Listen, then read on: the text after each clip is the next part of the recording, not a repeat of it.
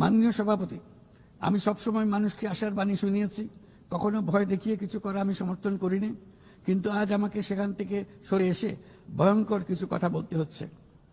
আজ আমি সতর্ক করছি, চরম জাতীয়তাবাদ, অন্যের ক্ষতি হয় এমন ভূ রাজনীতি এবং অন্যের দুর্ভোগ ও পীড়নের প্রতি ওদেশশূন্য বহু দশকের পরিশ্রমে আমরা যে অগ্রগতি অর্জন করেছি তা ধ্বংস করে দিচ্ছে। এর সবচেয়ে মর্মান্তিক চিত্র আমরা দেখেছি গাজায়। শিশুরা না খেয়ে অকাল মৃত্যুবরণ করছে, বেসামরিক জনগোষ্ঠীকে নির্বিচারে হত্যা করছে, হাসপাতাল, স্কুল সহ একটা গোটা জনপদ নিশ্চিহ্ন করে দিচ্ছে।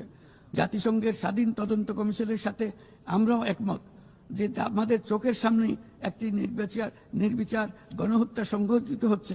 আমাদের দুর্ভাগ্য যে মানব জাতির পক্ষ থেকে এর অবসানে আমরা সর্বোচ্চ চেষ্টা করছি না এখনো। এই অবস্থা চলতে থাকলে ভবিষ্যৎ প্রজন্ম ও ইতিহাস আমাদেরকে ক্ষমা করবে না।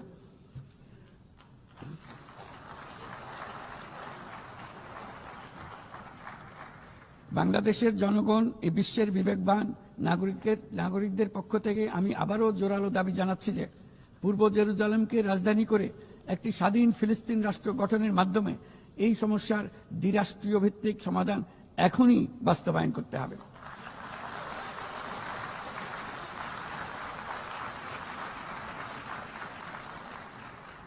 শুধুমাত্র 1967 সালের পূর্বের সীমারেখার ভিত্তিতে যেখানে ইসরায়েল ও ফিলিস্তিনের শান্তিপূর্ণ সহাবস্থানে থাকবে, তখনই ন্যায় বিচার সম্পূর্ণভাবে কার্যকর হবে।